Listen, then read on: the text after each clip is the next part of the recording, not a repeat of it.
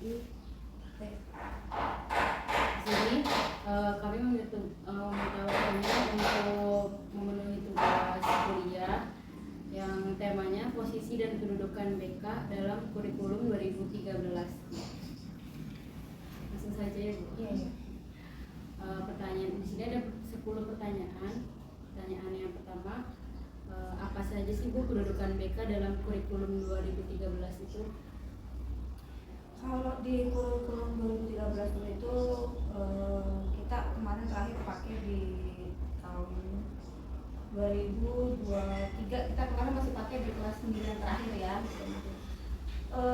BK sebagai guru pembimbing tentunya di situ kita berperan sebagai mengembangkan bakat minat siswa, gitu ya. Bakat dan minat siswa kan tentunya siswa sudah memiliki, individu sudah memiliki bakat masing-masing, tapi tentunya di sekolah lebih harus dikembangkan lagi potensinya. Nah, guru BK berperan aktif di situ untuk lebih mengembangkan bakat-bakat siswa, terutama siswa-siswa yang memang punya potensi ya, punya potensi. Nah, biasanya nanti akan kita arahkan sesuai dengan bakat minatnya mau ke mana. Di kurikulum 2013 itu untuk mengarahkan bakat ya? Yang lebih tepatnya kalau yang di kelas 9. Oh iya, karena untuk menjauh ke SMA ya. SMA. Yang selanjutnya, bagaimana guru BK dalam implementasi kurikulum 2013? Dalam lapangannya itu Bu. Ya intinya kalau BK itu untuk mengembangkan ini ya, kedisiplinan apa sih? Kalau di kalau di kurikulum 2013 itu siswa tidak maksudnya siswa dalam artian tetap dituntut aktif, tetapi di 2013 ini masih tematik gitu, jadi belum sesuai dengan pilihan siswa seperti apa. Nah, jadi masih kita yang menawarkan di sekolah ada seperti ini, nah siswa memilih. Jadi belum, tidak seperti yang di kurikulum 2013 ya. Kalau 2013 kan sesuai dengan di situ nanti kita biasanya ada diagnostik non kognitif. Siswa memilih apa yang dia suka. Tapi kalau di 2013 ini siswa memilih apa yang ada di sekolah itu mereka pilih gitu. Jadi tidak bisa memilih bebas dalam artian ya, karena bukan kurikulum 2013 sudah ada apa yang disediakan di sekolah itu apa. Jadi kalau misalkan kita untuk mengetahui bakat anak itu gimana? Kita pakai assessment diagnostik. Jadi ada tes ya, assessment itu kan tes untuk mengetahui bakat minat siswa. Nah, dari guru BK kita mengadakan assessment tersebut bekerja sama dengan kurikulum. Kemudian selain kita mengadakan assessment sendiri, kita juga biasanya kerjasama dengan dari pihak luar. Pihak luar itu biro konsultasi psikologi biasanya. Nah, ketika kita sudah melakukan itu, kemudian ada tambahan penguat dari biro konsultasi psikologi. Setelah itu nanti kita memadukan yang sudah kita buat dengan yang dari biro konsultasi. Nah, kalau sudah jadi, kita melaporkan biasanya kepada orang tua bahwa bakat minat siswa itu bakatnya di bidang apa. Terus selanjutnya tadi yang sudah dijelasin aku ya, tanyanya masih agak mirip nih Bu. Bimbingan dan konseling dalam kurikulum 2013 dirancang untuk apa saja? Seperti yang tadi ya Bu ya? Mirip-mirip ya? Iya, untuk bakat minat siswa ya? Iya. Kebetulan berarti ini 13 dirancang untuk apa saja? Seperti yang tadi ya Bu ya? Mirip-mirip ya? Iya, untuk bakat minat siswa ya? Iya. kebetulan berarti ini siswaan jadi lebih Iya. Kalau BK itu ada siswaan sama apa Bu? Enggak, jadi gini, di setiap sekolah itu kan ada kurikulum, ada kesiswaan. Nah, BK ini kita di bawah kesiswaan, kan itu ya. Pertanyaan keempat, hambatan apa yang dialami oleh guru BK dalam kurikulum Merdeka dan ke-13? Apakah ada perbedaan?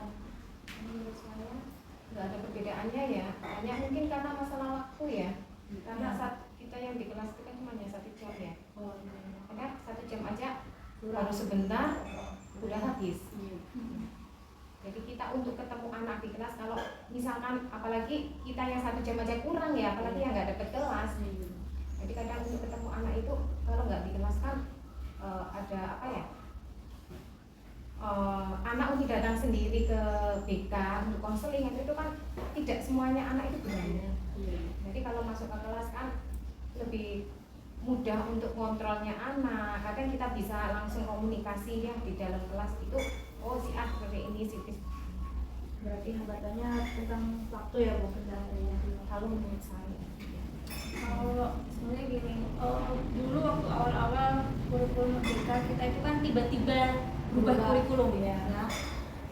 Kurikulum Merdeka ini waktu itu kan awalnya karena ada COVID ya, ada COVID kemudian jadi karena ada COVID kita tertinggal, ibaratnya kan tertinggal karena beberapa waktu sekolah itu kan diliburkan. Nah untuk mengejar ketertinggalan itu kan diciptakannya itu tadi kurikulum Merdeka. Nah pada awalnya juga kita kesulitan dalam arti kaget ya, tentunya dari perubahan Kurtilas ke kurikulum Merdeka.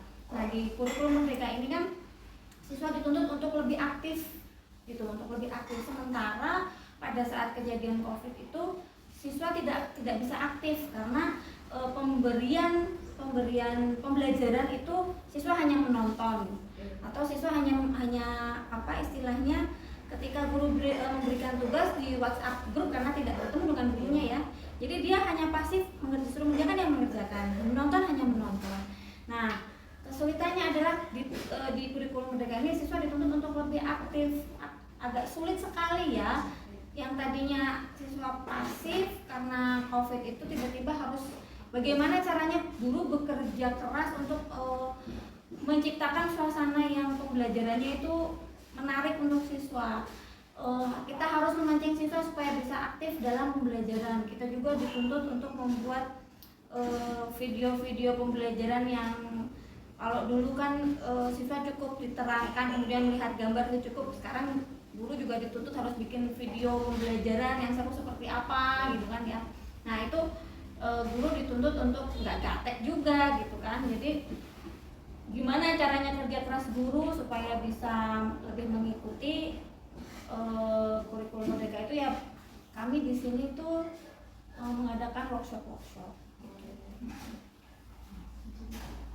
Selanjutnya dampak positif apa sih Bu dalam yang dirasakan guru BK dalam kurikulum ini tuh, dampak positifnya? Dampak positifnya yang pertama tadi melatih siswa lebih aktif dan lebih kreatif gitu. Jadi karena sekarang sudah digitalisasi semuanya, kita materi-materi kadang juga kita lewat link ya, lewat kita berikan link, mereka sudah harus bikin ini, mereka sudah cari linknya sendiri gitu. Jadi tentunya dengan kurikulum Merdeka ini anak lebih kreatif daripada waktu kelas.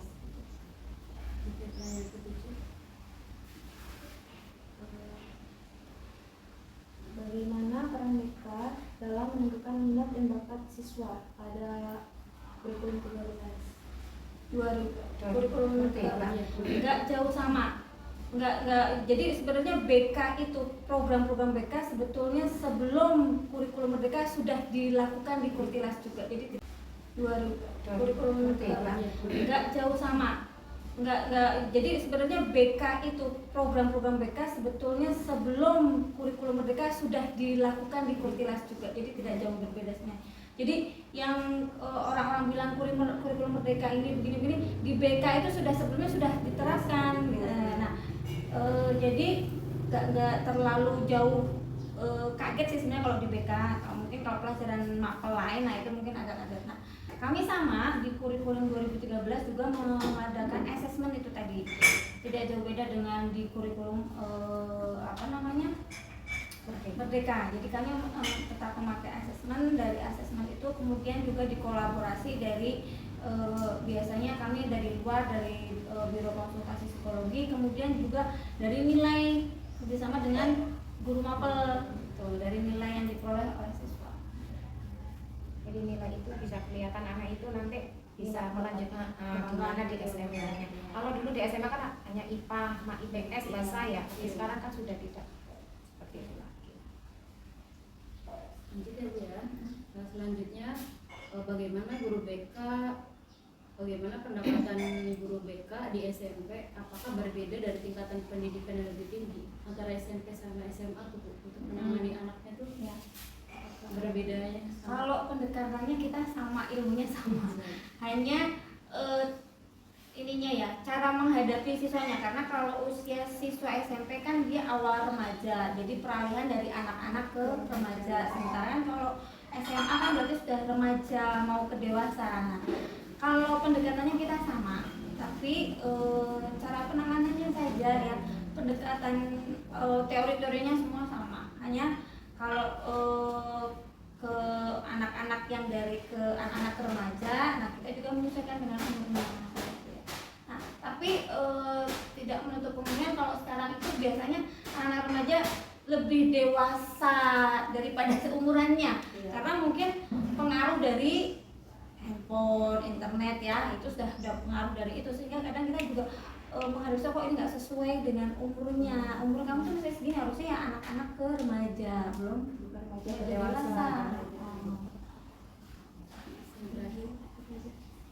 Pertanyaan terakhir, bagaimana guru BK sekolah dapat mendukung transisi anak dari SMP ke SMA?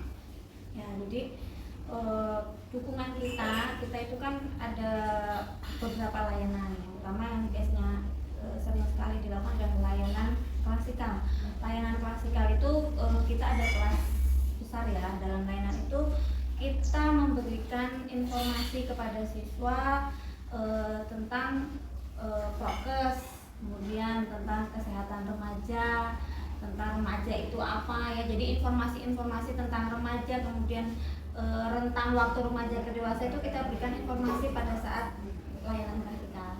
Kemudian kita juga ada layanan bimbingan konseling pribadi dan kelompok. Ketika di layanan bimbingan pribadi, siswa datang sendiri ke kita untuk dia mengkonsultasikan kita, dia punya masalah tentang dirinya, tentang perkembangan masa rentang waktunya. Kemudian kalau yang bimbingan kelompok biasanya kita menemukan permasalahan siswa yang sama. Misalkan ada 5 siswa, masalahnya sama semua nih, tentang kepercayaan diri misalnya ya. Nah, itu kita jadikan kelompok dengan kasus yang sama, misalnya tidak percaya diri. Nah, di situ nanti siswa menemukan semuanya, permasalahan dia itu apa, kenapa nggak percaya diri, kan begitu. Kemudian dari mereka pula nanti cara penyelesaiannya bagaimana, jadi saling memberikan masukan. Kalau saya biasanya nggak percaya diri ya gini, oh ya satunya gimana, nah itu namanya konsultasi kelompok secara bimbingan kelompok ya. Masalah dari siswa diselesaikan oleh siswa. Kita Kalau itu mah satu kelas ya Bu, kalau bimbingan kelompok Enggak. Oh enggak. bisa beda kelas, beda bisa kelas. antar loncat kelas dari kelas 7 ke 8 ke 9 bisa. Dengan permasalahan sama. Yang penting permasalahannya sama. Kemudian kita sudah membuat appointment dengan siswa. Ini kita akan ada ngobrol-ngobrol kelompok nih tentang apa, bahas apa gitu ya. Sudah Bu. Dan Alhamdulillah sudah selesai 10 pertanyaan dari kami. Terima kasih banyak Bu atas ilmunya. Yang pastinya insya Allah bermanfaat untuk kita. Dan mohon maaf ya Bu, ini dadakan sekali. Ini juga ini nggak maksimal ya. Kalau tadi pagi jadi udah nggak bisa kita ada sedia alat ininya ya, kan kadang kita juga buat pembelajaran siswa bikin video. Nah, kita ada alatnya juga. Ini berguna jadi yang petugas buat ininya juga udah pulang. Masih banyak ya Bu ya. Ilmunya sangat bermanfaat untuk kita semua. Ya mudah-mudahan ini ya nilainya bagus. Cepat selesai, cepat ngajar. Amin, doanya Bu. Ibu mau minta dokumentasinya ya Bu. Boleh.